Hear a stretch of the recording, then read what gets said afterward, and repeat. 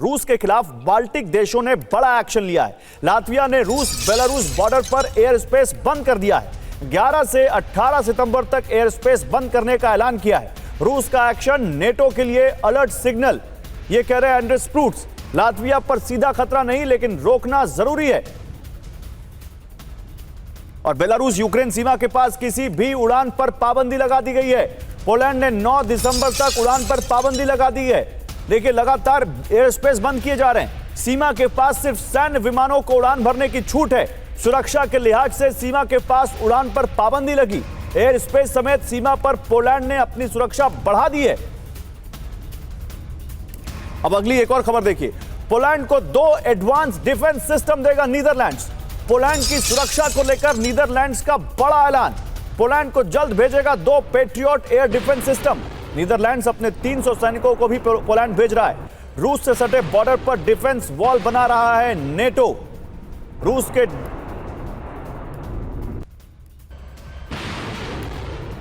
और देखिए एक बड़ी खबर आ गई है। ट्रंप की से जुड़ी एक बड़ी खबर आई और ये अभी की खबर है, तुरंत की खबर है। रूस के ड्रोन अटैक पर ट्रंप का बयान, मेरा सब्र टूट रहा है। ये डोनाल्ड ट्रंप कह रहे हैं, किसी का बचाव नहीं करूंगा, पोलैंड के करीब मत आओ। डोनाल्ड ट्रंप ने बड़ा बयान दिया है। डोनाल्ड ट्रंप कह रहे हैं कि मेरा सब्र टूट रहा है, किसी का बचाव नहीं करूंगा, पोलैंड के करीब मत आओ। अभी तक जो ट्रंप कह रहे थे कि नहीं, ये हो सकता है गलती से हुआ हो, वो कह रहे हैं कि मेरा सब्र टूट रहा है। पूर्णिमा नाथ, पोलैंड के मुद्दे पर इस बयान को आप कैसे डिकोड करती हैं?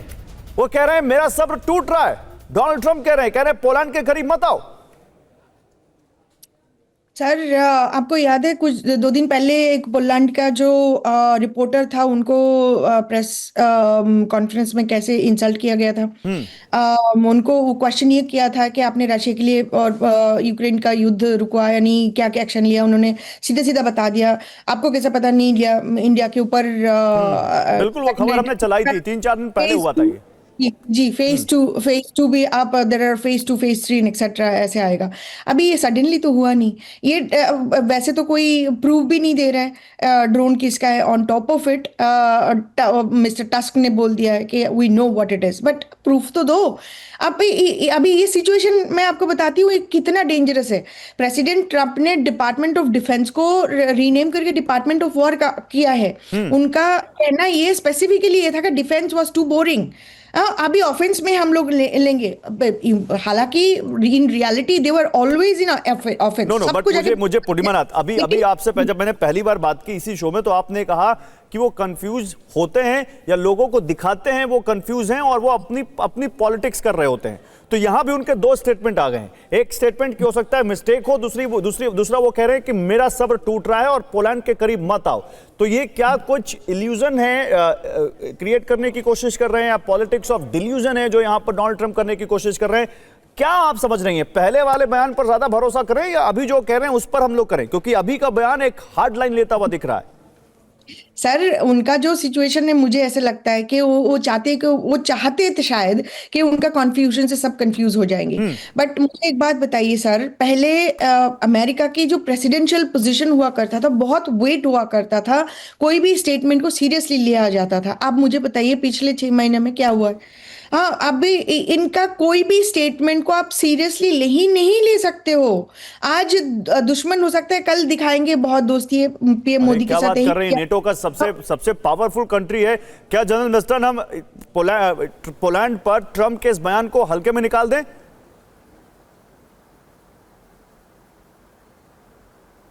और देखिए, मेरे को अभी भी लगता है कि ये प्रेसिडेंट ट्रंप हैं, वो उनके स्टेटमेंट्स तो बदली होते रहते हैं और उनको खुद नहीं पता वो क्या बोल रहे हैं। ठीक है, वो जैसे पूर्णिमा जी बोल रहे हैं कि कभी उनके स्टेटमेंट्स ऐसे लगते हैं कि वो डिसेप्शन के तौर पे हैं। लेकिन आज की तारीख में जो स्थिति है, देखिए, अमेरिका इस युद्ध में डायरेक्ट नहीं उतरना चाहेगा, सीधी बात है, और ना यूरोप भी उतरना चाहेगा, क्योंकि आज यूरोप तो सबसे फ्रंट लाइन में आ जाता है। अगर कल रूस के साथ युद्ध हो जाता है तो नुकसान किसका होगा? यूरोपियन इकोनॉमी का होगा। और ये आपने देखा अभी फ्रांस में जिस प्रकार रिवोल्ट चल रहा है, तो ये बढ़ सकता है, क्योंकि वहाँ इकोनॉमिक हालात भी फिर फर्क पड़ेंगे।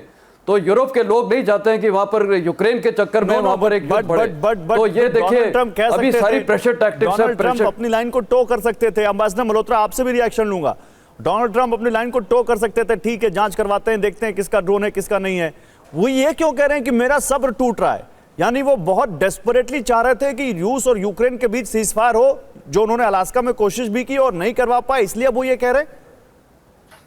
जी बिल्कुल गौरव, आपने बिल्कुल निशाना पे तीर मारा, क्योंकि डोनाल्ड ट्रंप की डेस्परेशन जो है ये पहली बार नहीं, कई बार जो इस पूरी प्रोसेस को लेके उन्होंने खुल के बोला कि डेस्परेट हो रहे हैं, जैसे मतलब उसकी इंटरप्रिटेशन यही रही है उनकी स्टेटमेंट्स की कि वो डेस्परेशन की कगार पे खड़े हुए हैं।